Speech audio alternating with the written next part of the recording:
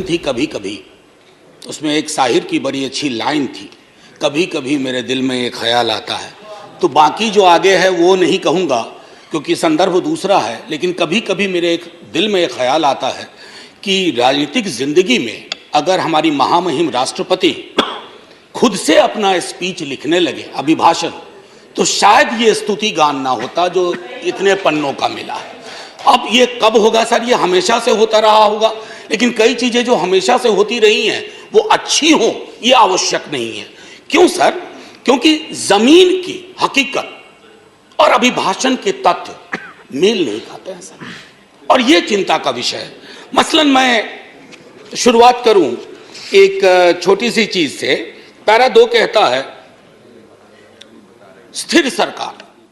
अरे समाज अस्थिर है तो स्थिर सरकार का क्या करें? उस ऑर्केस्ट्रा में जाकर के हम भी गाना गाएं। समाज में अस्थिरता के लक्षण जहां चले जाइए, क्षेत्रीय आधार पर, धर्म के आधार पर, जातिगत विषमता के आधार पर इतनी अस्थिरता है और हम स्थिर सरकार का महिमा मंडन करें। सर, स्थिर सरकार वो होती है जो समाज में अस्थिरता पैदा ना होने दे। यहां उल्टा मामला है, ये चिंता का विषय है। इसकी अभिव्यक्ति माननीय राष्ट्रपति महोदया के अभिभाषण में नहीं होती है। सर, 370 का जिक्र आया। 370 के जिक्र को मैं, धन्यवाद सभापति महोदय, 370 के जिक्र को मैं थोड़ा चाहता हूं कि एक व्यापक कैनवास पे लें। आजकल ऑथेंटिकेशन की बहुत बात होती है। सर, मैं पूरी की पूरी किताब लेके आया हूं, कश्मीर आफ्टर 370, अनुराधा भसीन जी ने लिखी है, कश्मीर टाइम्स की एडिटर रही हैं। सर, लगातार खबरें आ रही हैं, आप कहते हैं कि नॉर्मैलिसी है। सर, दिल्ली के दरबार से नॉर्मैलिसी बोलना और कश्मीर में जाकर के उस नॉर्मैलिसी को महसूस करना, इसमें बहुत बड़ा फर्क है सर। महीनों से वहां बुलडोजर चलाए जा रहे हैं, कहा जा रहा है सरकारी जमीन से अतिक्रमण घट रहा है, लेकिन सर लोगों के घर तोड़े जा रहे हैं बिना नोटिस के। मैं बार बार कहता हूं माननीय सभापति महोदय आपके माध्यम से, सर कश्मीर को जमीन का टुकड़ा ना समझा जाए। जिंदा लोग बसते हैं। जब तक कश्मीरियों का दिल नहीं जीतोगे, कश्मीर का दिल कभी नहीं जीत पाओगे, चाहे आप लाख कोशिश कर लें। सर, भ्रष्टाचार के बारे में भी कहा गया, तो सर मैं तो सोच के आया था कि ऐसी कोई बात ही नहीं बोलूंगा। अचानक आपको देखा और आप आए, बीच में प्रवेश की, देख कहानी याद आई। एक राजा को तोतों का बड़ा शौक था, कारोबारी तोते रखते थे राजा साहब, तोते का बड़ा शौक था। नहीं, आप बताइए, मुझे देखते ही आपको भ्रष्टाचार की क्यों याद आ गई? नहीं सर, भ्रष्टाचार की नहीं, राजा की याद आ गई। इसको क्लैरिफाई कीजिए। सर, राजा की याद आई। We have a distinguished member here from the same fraternity. Sir Raja की याद आई।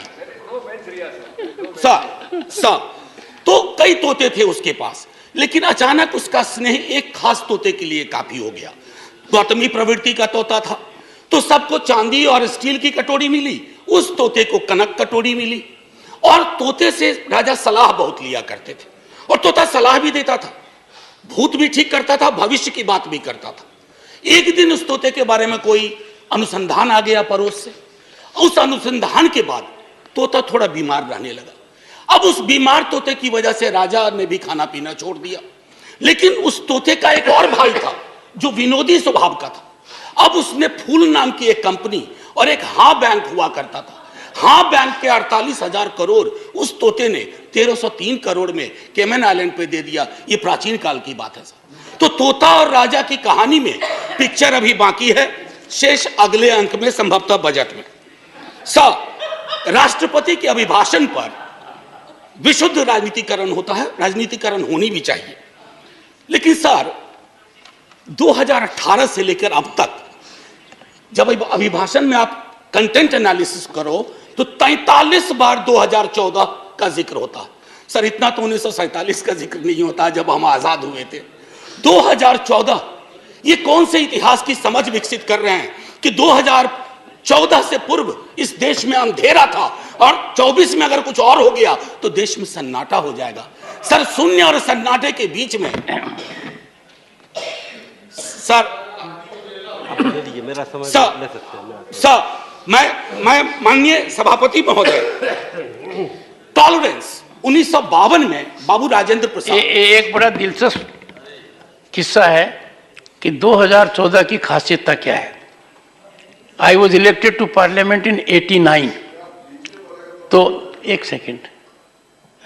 Let's be little decorous. Be little decorous. These snipe swords should not be there. They don't give any dignity to anyone in the house. So we started a decade in 90s. So we used to have MPs, ex-MPs. But there was a new breed during 90s, ex-MPs, AXED. They couldn't complete their term. Ninth Lok Sabha, I was there. Then thereafter we had that situation when we had Indra Kumar Gujral ji, L.T. Dev Gowda ji, and also Atal Bihari Vajpayee ji for 2 terms. So that particular phase of 30 years where the country had coalition governance came to an end in 2014. That was the reason. एक second Jairam जी अच्छा, I said AXED. माननीय सभापति महोदय, मेरे वक्त वैसे भी हम लोगों का अच्छा वक्त नहीं चल रहा है, तो मेरे वक्त में 2 मिनट का इजाफा कर दीजिएगा। एक स्पीकर हमारे और होंगे, संभव उनका कट जाएगा। सर प्लीज, मैं क्यों कह रहा था, आप मेरे भावार्थ को नहीं समझे। 2014 सर, इतिहास बोध 2014 से नहीं होगा, फिर क्या कहेंगे 47 में। हम पहली आजादी की वर्षगांठ हमने 48 में मनाई थी सर, तब तक बापू को खो चुके थे। हाँ, आज 75वें वर्ष में इस तथाकथित अमृतकाल में मैं ये देख रहा हूं कि गांधी की हत्या करने वालों का महिमा मंडन हो जाता है। ये भी है, ये है, इसलिए 2014 चिंता का विषय था और कोई नहीं। प्रधानमंत्री डेमोक्रेटिकली इलेक्टेड है, कौन विरोध करेगा, लेकिन डेमोक्रेसी में कई एनोमलीज आ रही हैं, विसंगतियां आ रही हैं, उनका जिक्र ना करूं तो पार्लियामेंट फिर किस बात की। सर राजेंद्र बाबू तक टॉलरेंस की बड़ी बात हुई, उनसे लेकर के सहिष्णुता की बात हुई। अब सहिष्णुता शब्द गायब है अभिभाषण से। क्या नहीं चाहिए हमें सहिष्णुता? क्या हम नहीं देख रहे हैं कि हमारे समाज में कटीली दीवारें लगाई जा रही है कौमों के बीच में? बुलडोजर प्रतीक बनता जा रहा उत्पीड़न का, माइनॉरिटी राइट्स के हनन का। ऐसे दौर में सर, ऐसे दौर में टॉलरेंस शब्द का बार बार उठान होना, बयान होना यह आवश्यक था। टॉलरेंस शब्द को दूर करके you are appearing basically as an intolerant government which is not in the grain of Indian democracy. Agniveer का जिक्र हुआ सर। अग्निवीर, कभी युवाओं से पूछिए कि पूरी जिंदगी जो तुम ये तैयारी कर रहे हो सिर्फ 4 वर्ष के लिए। सर हम सब, मैं नौकरी में हूं सर, मैं नौकरी में हूं, इसलिए सामाजिक सुरक्षा पेंशन की गारंटी है सर, गारंटी है। ये कौन सा निजाम कर रहे हैं सर इस देश में? मैं जिक्र नहीं करना चाहता हूं कि ये क्या है। ये तो लॉलीपॉप भी नहीं है, ये जहरीला फल है जो समाज में है। कभी उन युवाओं से पूछिएगा कि उनको ये 4 वर्ष वाले आइडिया का वो क्या सोचते हैं। सर लगातार फॉरेन पॉलिसी पर भी मैं देख रहा हूं अभिभाषण चुप सा होता जा रहा है। फॉरेन पॉलिसी पर बात नहीं होती।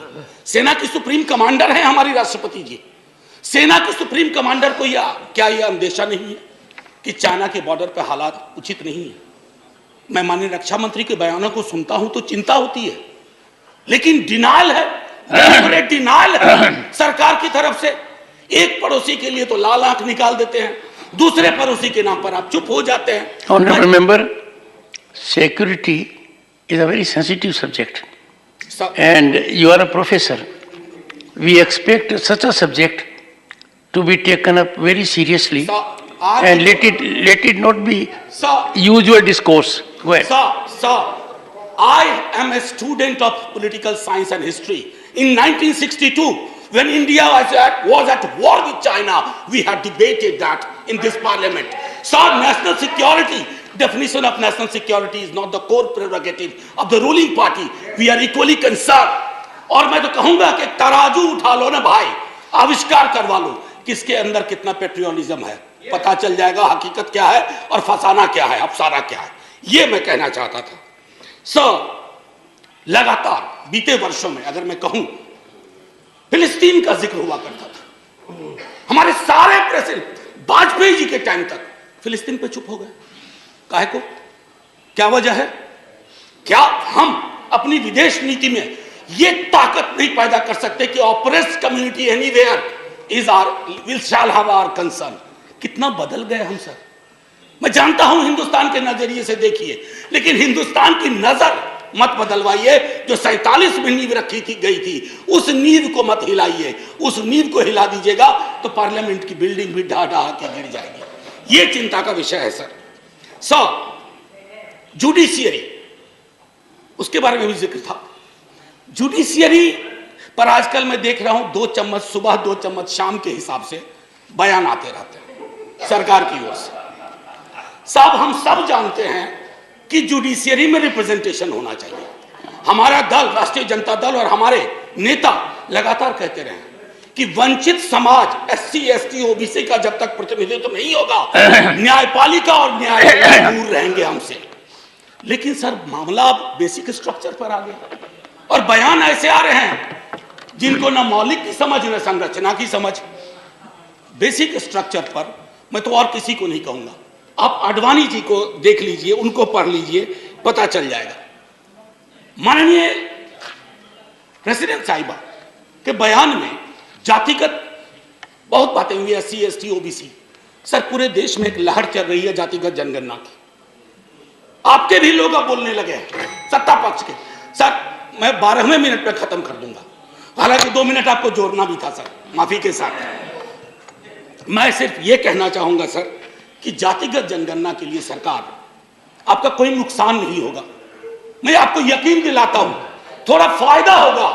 हकीकत देखिए कौन कहां खड़ा है, इसलिए बिहार में हम सर्वेक्षण करवा रहे हैं। प्रेरणा लीजिए ताकि जिनका हक, जो वंचित रहे हैं। अब ब्लास्ट फ्रॉम द पास्ट अक्सर आता है, नाम बदलो नाम बदलो। डेली पार्लियामेंट के बाहर कोई पूछता है आज वो फलाना का नाम बदल रहा है। मैंने कहा यार पीस मिल में क्यों करते हो, खुदरा खुदरा कर रहे हो, थोक में करो, थोक में करो। अभी मंत्रिमंडल का विस्तार शायद होगा, एक मंत्रिमंडल बनाओ, नाम बदलो मंत्रालय, एक साथ बैठ करके एक बार में हिसाब कर दो। अरे साहब नाम बदलने से इतिहास बदलता ना, तो नाम बदलने वाले खुद बदल गए, इतिहास नहीं बदला। हड़प्पा की सभ्यता से लेकर जो कुछ आज तक हुआ इस मुल्क में वो हमारी धमनियों में है, किसी को कमतर मत दिखाइए। और रही बात मुगलों की, आपके अंदर तो एक बहुत बड़ा मुगल है, वो भी बिल्डिंग बनाने का शौकीन था, अभी बहुत शौकीन है। खैर एनीवे सर, मैं आखिरी टिप्पणी ये करूंगा आपके समक्ष सर, बिना नाम बताए बता रहा हूं। हम सबल केंद्र चाहते हैं, लेकिन केंद्र की सबलता संविधान से आती है, किसी दल के सत्ता पर एक अधिकार से नहीं आती। यदि केंद्र का व्यवहार न्यायपूर्ण नहीं रहा, यदि दलगत आधार पर प्रदेशों के साथ भेदभाव या पक्षपात किया गया, तो प्रदेशों में केंद्र विरोधी भावनाएं जन्म लेंगी। मैं नहीं सर, अटल जी 74 का भाषण। बस सर आखिरी, कुछ मित्रों ने इसे अनावश्यक कर्मकांड, यानी इस बहस को कर्मकांड का, मुझे तो यह सारा दृश्य प्रहसन सा प्रतीत होता है। राष्ट्रपति का अभिभाषण ही नहीं, इस पर होने वाली यह चर्चा करने वाला यह सदन, यह संसद कुछ अर्थों में बेमानी, व्यर्थ, जनजीवन से कटा हुआ, मैं नहीं अटल जी, ये हमारे लिए आईना होना चाहिए। सर आखिरी सर, एक जय हिंद तो बोलने दीजिए सर, जय हिंद बोल देने दीजिए, 2 मिनट मेरा जोड़ना भी है आपको। सर मैं सिर्फ ये कहूंगा, जय हिंद बोलने से पहले सर ये अवसर होते हैं, सदन में जितने लोग हैं मैं सबका शुक्रिया अदा करता हूं, लेकिन लोकतंत्र नहीं बचेगा ना सर, तो सिर्फ अगर तंत्र बच गया तो कुछ बचेगा नहीं। डाउनलोड करें अमर उजाला ऐप और पाएं खबरें लगातार। अगर आप ये वीडियो YouTube पर देख रहे हैं तो हमारे चैनल को सब्सक्राइब करें और बेल आइकन को दबाना ना भूलें। अगर आप Facebook पर ये वीडियो देख रहे हैं तो हमारे पेज को लाइक करें।